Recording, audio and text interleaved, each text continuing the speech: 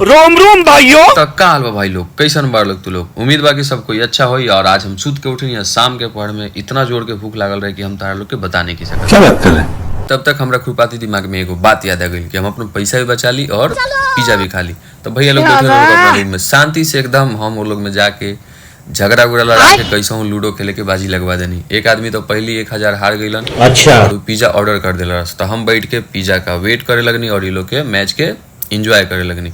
तब तक कुछ देर बाद हमार गेट के बेल बाजल और पिज्जा वाला भैया पिज्जा लेके आ गईलन। पैसा लेनी और पैसा लेके सीधा दौड़ के चले गनी हम गेट पे। गेट पे गनी पिज्जा वाला भैया से हम पिज्जा लेनी, भैया के पैसा देनी, हम आ गए नहीं अंदर। कैसे कि पिज्जा बहुत गर्म रहे तो मन रहा था खाए के, लेकिन वो लोग के अभी गेम खत्म ना भइल रहे। एक वजह से हम वेट करते रही रख के, कैसे कि सब भाई हमने साथे खाई थी। सब बहुत वेट कैला के बाद वो लोग ना आए लोग। तो हम का कहनी कि पहले एगो कबाब निकाल के खा लेनी, कैसे कि हमरा लागल रहे भूख। वो लोग आए लोग तो वो लोग खैलस लोग खात रही सब। और ओकरा बाद बाड़ी आ गई पिज्जा के।